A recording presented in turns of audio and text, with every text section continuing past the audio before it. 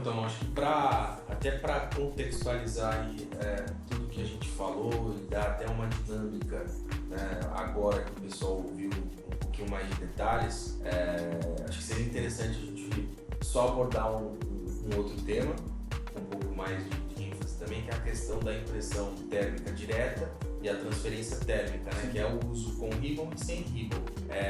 Hoje, que tipo de benefício a gente pode perceber entre essas duas situações? Porque tem, né? A gente, vou usar só o ribbon, não preciso comprar. Vou usar só a etiqueta, não preciso comprar ribbon. Mas esse gasto, muitas vezes, ele é inteligente. Então, quais são os prós e contras desse tipo de situação? No Brasil, principalmente, o ponto que mais pega é o custo. Porque quando você compra a etiqueta com transferência térmica usando o ribbon, no fim das contas, sai um pouco mais barato do que você comprar um papel térmico, que ele é um pouco mais caro. Um outro fator também é que quando você usa o ribbon, o tempo de vida da sua impressora ela diminui, principalmente da sua cabeça de impressão. Então, se você não tiver um cuidado, sempre recomenda-se que quando acabar o ribbon, antes de colocar o novo, você precisa fazer a limpeza da cabeça de impressão para aumentar o tempo de vida dela. Como que você faz essa limpeza? Você usa uma caneta especial que o pessoal usa justamente para fazer esse trabalho, ou você pode usar um algodão com álcool isopropílico. Você consegue fazer essa limpeza com a impressora desligada e aí você vai aumentar bastante o tempo de vida. Mas aqui no Brasil, em geral, até porque muitas pessoas seguiam e já seguiam por preço, já se acostumaram a usar o ribbon, a gente pode dizer aí que mais de 80% das impressoras comercializadas no Brasil usam nesse formato, com ribbon.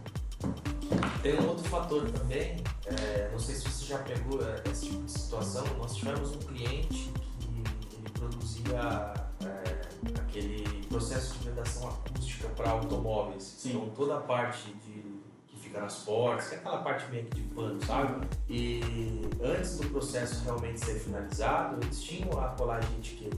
E era muito mais fácil de ter uma situação ali, um bloco, onde ele pudesse ter a impressora portátil, fazer a impressão instantaneamente e já colar o produto para poder fazer o direcionamento da matéria-prima, né? Só que o que acontecia? As matérias e o próprio produto final, ele passava muitas vezes por uma temperatura que ficava acima da temperatura normal do ambiente ali. E a etiqueta, ela subia as informações. Sim. Porque ela não conseguia armazenar e guardar as informações por muito tempo, né? E eles não sabiam, eles achavam que o problema estava na impressora, não no uso, né? Entendi. Tava no suprimento, né? No suprimento. E aí a gente depois identificou. É óbvio que hoje ainda não existe nenhum tipo de impressora portátil que faça a impressão com ribbon, né? Até pelo tamanho. Então, assim, é natural que acaba perdendo, sim, né? A impressão. Ela não tem a mesma durabilidade do que teria a impressão convencional com ribbon, mas ela não pode passar por extremos calor. Eu não vou me recordar qual é a temperatura que isso acontece, mas assim, se a temperatura for um pouco mais, de repente até na logística, você pegar ali um transporte no baú e aquele ambiente tiver, pode ser que tenha algum tipo de desgaste, né? É o mesmo material que usa em cupom fiscal, né? O cupom fiscal ele some também. Some por dentro. Se você for lá e colocar um foguinho, alguma coisa, você vai ver que ele também vai... Se você deixar muito tempo no seu bolso também, ele começa a sumir. Então é o mesmo caso.